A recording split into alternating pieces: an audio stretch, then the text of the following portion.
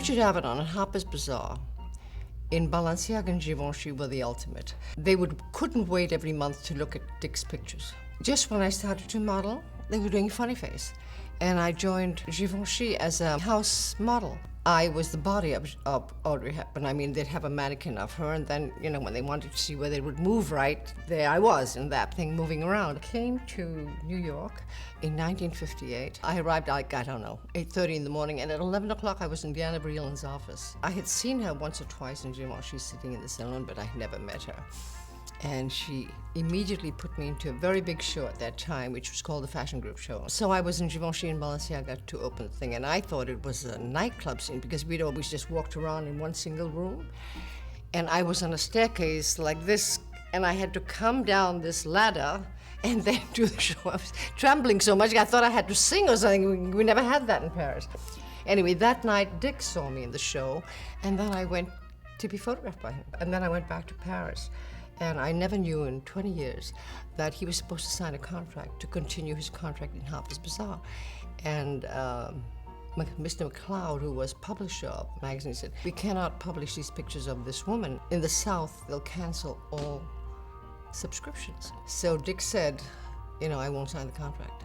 So I was the first non-Caucasian who was photographed in an American fashion magazine. And then in 1964, Dick found a woman in the street, a black woman who was, I guess, about 23 or 24, and we photographed her in fashion for the first time in the magazine.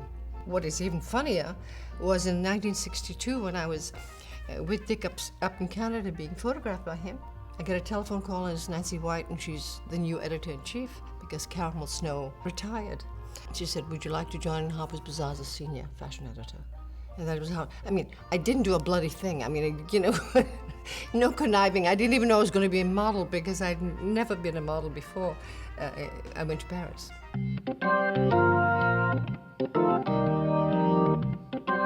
There was a big change there as far as fashion was concerned. It suddenly became so free, and there was much more movement to it and everything else. The American designers started to emerge. Because you have in fashion in 7th Avenue, you had Bill Blass with Maurice Rentner, and you had Oscar de la Renta with Jane Grey.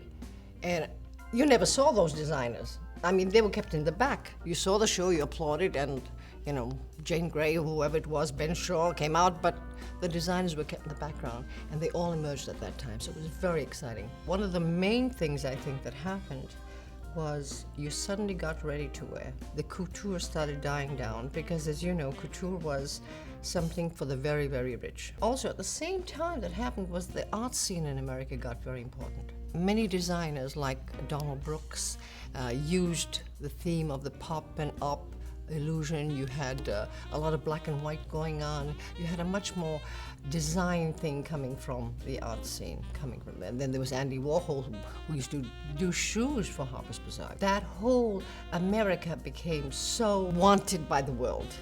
They loved America. It was fun, it was beautiful, people were young, they were free, they were jumping, they were laughing, they were buying, making crazy art. I mean, it was a whole thing. And it made mass selling and everything else so much easier. It brought movement, it brought life, it brought a whimsy and a fantasy, and you had the girls, instead of standing straight and just, you know, modeling out, you know, like this, they were just laughing and jumping. I mean, it was a whole new surgence of a whole new blood that came into the fashion industry.